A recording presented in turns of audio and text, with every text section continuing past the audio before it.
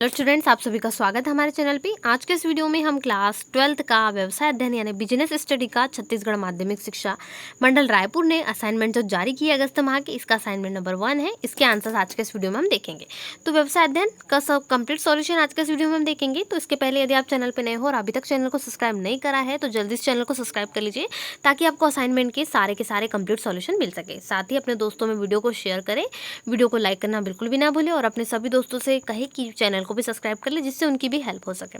चलिए क्वेश्चंस के सॉल्यूशन देख लेते हैं। मैक्सिमम 50 to 75 वर्ड से आपको प्रबंध की कोई 3 विशेषता समझाना, ठीक है, और फिर उसके 3 उद्देश्य भी बताना है। और बाद में जो है क्वेश्चन से टेलर द्वारा प्रतिपादित प्रबंध के 4 सिद्धांत का वर्णन करना है। फिर प्रबंध को कला तथा विज्ञान दोनों माना जाता है, ये भी स्पष्ट करना है। उसके बाद में प्रबंध के 5 प्रमुख कार्य, जो चूंकि ये 2 क्वेश्चन जो है थोड़े डीपली है, 100 to 150 वर्ड्स में है, तो इनको हम डीपली देखेंगे। और बाकी जो 2 क्वेश्चन है इनको हम यहाँ पर मैक्सिमम 2 से 3 क्वेश्चन इनको हम मैक्सिमम वर्ड्स में देखेंगे। चलिए सॉल्यूशन स्टार्ट करते हैं इसका 12th बिजनेस स्टडी का। चलिए अब आपको जो विशेषता है मैक्सिमम 50 से 75 वर्ड में लिखने के लिए दी गई है, वो भी है किसकी? प्रबंध की, ठीक है। तो प्रबंध की कुछ प्रमुख विशेषताएं निम्नलिखित है। सबसे पहले प्रबंध की क्रिया क्या होती है? निरंतर चलती रहती है, यानी सर्कुलर बाय सर्कुलर चलते रहती है, इसमें बीच में भी रुकाव नहीं है, इस कारण जो है लगातार है। व्यवसाय में निरंतर समस्याओं के सुधार की आवश्यकता रहती है, इसी कारण प्रबंध को एक सतत प्रक्रिया कहा जाता है, ठीक है। तो ये आपको पॉइंट लिख लेना है, प्रबंध जो एक सतत प्रक्रिया होती है। दूसरा है प्रबंध एक सामूहिक क्रिया है, इसका कार्य अन्य व्यक्तियों के सहयोग से कार्य को संपादित करना, ये दूसरी प्रमुख विशेषता हो जाएगी। इसमें बहुत सारे जो है लोगों का बेनिफिट्स होता है, ठीक है।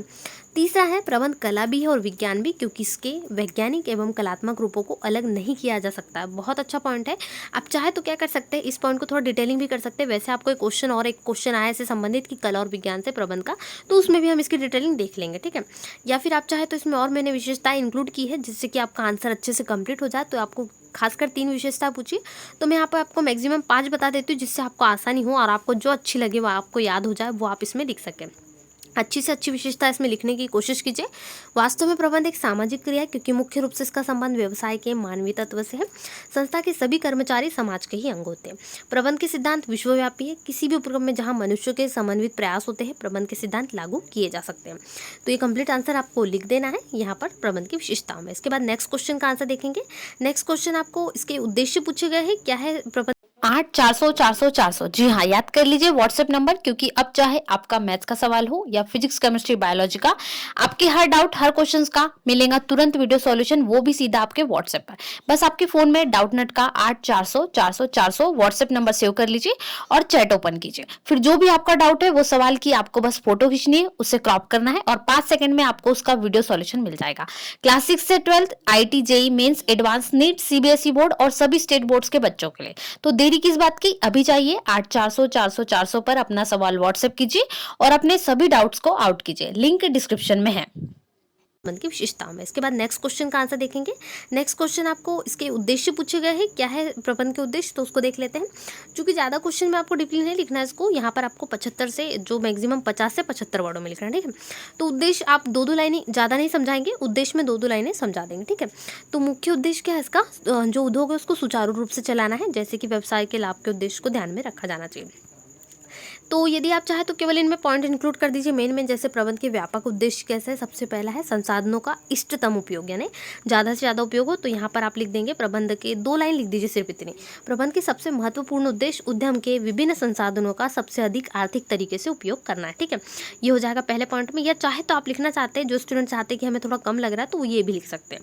इसमें और चीज़ें इंक्लूड है, जैसे यहाँ पर मैंने एग्जाम्पल के तौर पर बताया है। जैसे सामग्री मशीन है, इनका व्यवसाय के उद्देश्य कैसे कर सके, जैसे हमें कोई शॉप यूज़ करना हो, शॉप की दुकान डालना हो, तो हम उसमें कैसे यहाँ पर आदान प्रदान करेंगे, वस्तुओं का निर्माण करेंगे, विनिमय कैसा होगा, तो वो इसमें वर्णन हो जाएगा। इसके बाद जो इसका नेक्स्ट है वो भी आप इसमें देख सकते हैं, बेहतर गुणवत्ता वाले सामान। तो दूसरा पॉइंट क्या हो जाएगा, इसका उद्देश्य बेहतर गुणवत्ता वाले सामान इसमें रहते हैं, तो ये भी आप इसमें डिटेलिंग कर देंगे। यानी ध्वनि प्रबंधन का उद्देश्य हमेशा न्यूनतम लागत पर वाले उत्पादों का जो बेहतर गुणवत्ता है उनका उत्पादन करना रहा है, ठीक है। ये तो हो जाएगा। उसके बाद माल की नियमित आपूर्ति सुनिश्चित करना, ये भी प्रबंध का एक अन्य उद्देश्य है, तो ये भी इसमें इंक्लूड कर दीजिए। तो यहाँ पर 3 यहाँ पर मैक्सिमम आपके उद्देश्य हो जाएंगे। या आप चाहे तो इसमें और इंक्लूड कर सकते हैं, जो यहाँ पर मैंने बता दिए हैं। इनकी डिटेलिंग ज़्यादा नहीं करना है, थोड़ी थोड़ी 2-2 3-3 लाइन की आप कर सकते हैं, ठीक है। और जो मेन है उन्हीं को इंक्लूड करना है।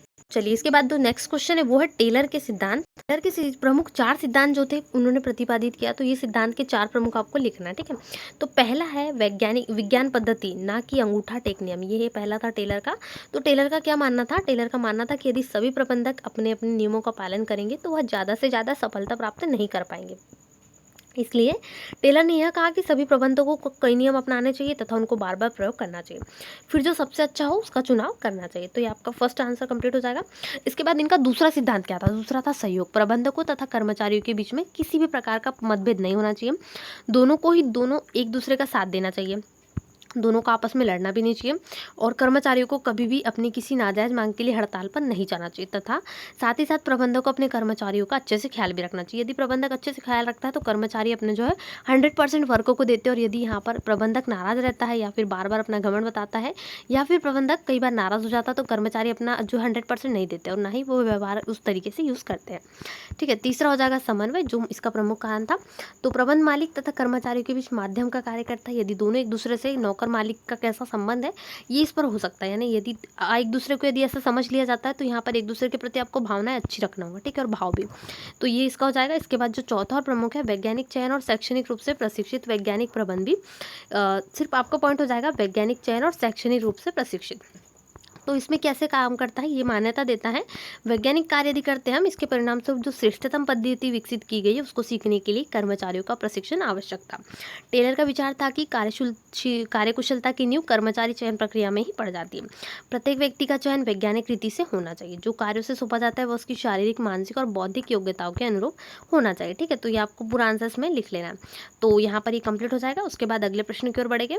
चलिए इसके बाद अगला प्रश्न है प्रबंध एक कला के रूप में है और एक विज्ञान के रूप में, ठीक है, इसको समझाना है। तो प्रबंध कला कुछ इस प्रकार है, जिस प्रकार कला में इच्छित परिणामों को पाने के लिए वर्तमान ज्ञान का व्यक्तिगत एवं दक्षतापूर्ण उपयोग होता है, ठीक उसी प्रकार प्रबंध में किसी निश्चित उद्देश्य की प्राप्ति के लिए वर्तमान ज्ञान के व्यक्तिगत एवं दक्षतापूर्ण उपयोग की आवश्यकता होती है। तो ये आपका क्या हो जाएगा? पहला पॉइंट हो जाएगा प्रबंध एक कला के रूप में। इसके बाद दूसरा है प्रबंध एक विज्ञान के रूप में। क्या होता है प्रबंध एक विज्ञान के रूप में? प्रबंधक एक क्रमबद्ध ज्ञान समूह है जिसमें विज्ञान की मूलभूत विशेषताएं पाई जाती है, जो कि निम्न है। कौन कौन सी? सबसे पहली, वैज्ञानिक सिद्धांत सार्वभौमिक होते हैं, उन्हें किसी भी तरह लागू किया जा सकता है। यहाँ पर आपको किया में सुधार करना है, ये आ जाएगा, ठीक है, किया जा सकता है। विज्ञान ज्ञान का क्रमबद्ध समूह है। जिस प्रकार वैज्ञानिक सिद्धांत परीक्षण पर आधारित होते हैं, ठीक उसी प्रकार प्रबंधन सिद्धांत परीक्षण पर भी आधारित होते हैं। तो ये हो जाएगा। इसमें और थोड़ा सा आपको ऐड करना है क्योंकि यहाँ पर थोड़ा ज़्यादा अंक का है, तो यहाँ पर हो जाएगा प्रबंध विज्ञान एवं कला दोनों है, ठीक है। कैसे? Management is both science and art. तो जो मैनेजमेंट है यहाँ पर क्या है उसके बारे में बताया। प्रबंध कला और विज्ञान दोनों। कैसे? क्योंकि कला का अर्थ किसी को कार्य करने अथवा किसी उद्देश्य को प्राप्त करने के लिए ज्ञान एवं कुशलता का उपयोग करना है। वास्तव में कला सिद्धांत की व्यवहारिक रूप प्रदान करने की विधि है। तो ये भी इसमें लिख दीजिए किस प्रकार से बताया गया है। तो ये जो प्रबंध के उद्देश्य इसमें आ जाएगा, जैसे प्रबंध कला है किसी सिद्धांतों पर आधारित, तो विज्ञान कहलाता है। तो ये व्यावसायिक प्रबंध में आता है। क्यों? क्योंकि दोनों तरफ से सुव्यवस्थित है, ज्ञान का भंडार भी। इसी कारण जो है इसको कहा गया है कि प्रबंध जो है विज्ञान भी है और कला भी, यानी management is both science and art, ठीक है। ये पूरा आंसर आप इसमें कंप्लीट लिख देंगे ताकि आपको नंबर अच्छे से अच्छे मिल सके। इसके बाद अगले प्रश्न की ओर बढ़ते हैं। प्रबंध के कुछ प्रमुख कार्य आपको लिखने के लिए कहे हैं। प्रबंध के आपको 5 प्रमुख कार्य लिखने के लिए कहे गए, तो यहाँ पर मैं आपको पांचों कार्य को बता देती हूँ जिससे कि आपका जो है पूरा एकदम अच्छे से असाइनमेंट कंप्लीट हो जाए, ठीक है। चैनल पे नए हो तो चैनल को जरूर सब्सक्राइब कर ले, साथ ही वीडियो को लाइक कर दे, अपने सभी दोस्तों में वीडियो को शेयर करें और उनसे भी कहे कि चैनल सब्सक्राइब कर ले ताकि उन्हें भी असाइनमेंट के आंसर पूरे कंप्लीट सॉल्यूशन मिल सके, वो भी एकदम बेस्ट आंसर्स, ठीक है। चलिए सबसे पहले यहाँ पर आपका नियोजन यानी प्लानिंग। प्रबंध कार्य के प्रमुख में सबसे पहला कार्य नंबर 1 आता है नियोजन।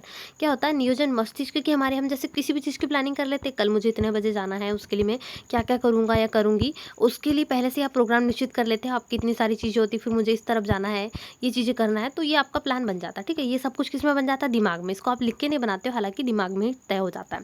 तो यही है पक्के इरादे की इसमें आवश्यकता होती है, निश्चयपूर्वक आपको किसी कार्य को करना होता है। तो ये पूरा इसमें लिख देंगे। यहाँ पर नियोजन वांछित परिणामों को प्राप्त करना होता है, ठीक है। ये फर्स्ट में प्लानिंग में आ जाएगा। दूसरा पॉइंट हो जाएगा आपका इसी प्रकार से। नेक्स्ट जो पॉइंट होगा वो क्या होगा? वो होगा संगठन यानी ऑर्गेनाइजिंग। तो ऑर्गेनाइजिंग यानी आप किस प्रकार प्रकार से अकेले कार्य कर रहे हो या किसी और के साथ में कार्य करना पसंद कर रहे हो, या आपका ग्रुप सर्कल है, ठीक है। तो जो ग्रुप है उसमें ज़्यादातर आपके जो बेनिफिट्स है बहुत सारे, यानी कि आप अकेले यहाँ पर सोचते नहीं हो, आपके साथ और भी 2 लोग सोचते हो तो उनकी अलग अलग सोच मैच होती है, इससे आपको बहुत सारे बेनिफिट्स हो सकते हैं। तो यहाँ पर आपको लिख देना है नियोजन, ठीक है। उसके बाद यहाँ पर जो सेकंड आपका कार्य था वो होगा संगठन यानी ऑर्गेनाइजिंग। इसके बाद नेक्स्ट कार्य क्या हो जाएगा, इसमें भी इसी प्रकार से आपको लिख देना है जो कि नियुक्ति यानी स्टाफिंग। आपके साथ में कौन कौन सिलेक्टेड लोग कार्य करेंगे वो आप निर्धारित कर लेते हो, ये प्रबंधन है। जैसे एक आलसी व्यक्ति को चूज करने वाला क्या करेगा, वो लॉसिंग में हो जाएगा, लेकिन एक मेहनती और ईमानदार व्यक्ति को चूज करने वाला प्रॉफिट हो, यानी उसने स्टाफ सिलेक्शन में बहुत अच्छे तरीके से कवर किया, वो प्रबंधन को जानता है। तो यही है संभव जब उसमें क्या हो, कुशल और योग्य व्यक्ति नियुक्त हो, ठीक है। बहुत अच्छे तरीके से आंसर्स आपको कंप्लीट कर लेना है, आपको अच्छे से यहाँ पर इजीली समझ आ जाएगा। तो अच्छे व्यक्ति का चयन करना बहुत महत्वपूर्ण रखता है। तो ये आपको आंसर लिख लेना है कार्य 3 में। इसके बाद अगला कार्य है, जो आपको 5 कार्य पूछे गए, तो चौथा हो जाएगा निर्देशन यानी डायरेक्शन। किसी भी चीज़ में डायरेक्शन जरूरी है। आप एक कार्य, एक चीज़ को डेकोर कर रहे हो, मान लीजिए आप एक घर को डेकोर कर रहे हो, लेकिन आपको उतना नहीं आता, लेकिन यदि आपको कोई डायरेक्ट करने वाला हो, आपको डायरेक्शन देने वाला एक हो, और वो बता दे कि आपको जो है फूल कहाँ लगाना है और यहाँ पर जो मेट कहाँ बिछानी है, सारी चीज़ें क्या क्या करना है, लाइटिंग कहाँ करनी है, तो यदि वो डायरेक्शन दे दे तो आप परफेक्ट हो सकते हो, ठीक है। तो यही निर्देशन महत्व रखती है कि किस प्रकार से कार्य उनसे करवाना है, जो सामने वाला है उससे किस प्रकार से कार्य करवाना है, ये डायरेक्शन होता है। तो ये कार्य नंबर 4 में आ जाएगा। इसके बाद लास्ट कार्य क्या हो जाएगा, कार्य नंबर 5 समन्वय यानी कोऑर्डिनेशन, यानी कर्मचारी और यहाँ पर जो मालिक है उनके बीच में किस प्रकार का व्यवहार होता है, या सहकर्मी और उनके मध्य किस प्रकार से व्यवहार होता है, कलीग्स के मध्य, तो ये इस पर निर्भर करता है, ठीक है। तो आपसी सामंजस्य यानी इनका बैलेंसिंग बहुत जरूरी है, कोऑर्डिनेशन आपसे जो है परामर्श भी होना इसमें आवश्यक है। तो आज के इस वीडियो में हमने क्लास 12 के व्यवसाय अध्ययन के कंप्लीट सॉल्यूशन देखे सीजी बोर्ड असाइनमेंट के। ऐसे ही वीडियो के चैनल को सब्सक्राइब कर लीजिए, क्योंकि यहाँ पर क्लास 12 के असाइनमेंट मैंने सारे विषयों के कंप्लीट कर दिए सीजी बोर्ड के। यदि आपकी कोई वीडियो छूट गई है तो डिस्क्रिप्शन बॉक्स में लिंक है, आप जाके अपने आंसर्स को 12th के सारे आंसर्स को कंप्लीट कर सकते हैं। और साथ ही 10th के विद्यार्थियों के लिए भी असाइनमेंट सारे कंप्लीट हो चुके हैं। उन वीडियो को जरूर देखें और अपने दोस्तों में शेयर जरूर करें और उनसे भी कहें कि सब्सक्राइब जरूर करें। मिलते हैं नए वीडियो में, तब तक वीडियो को लाइक शेयर जरूर करें। Thanks for watching.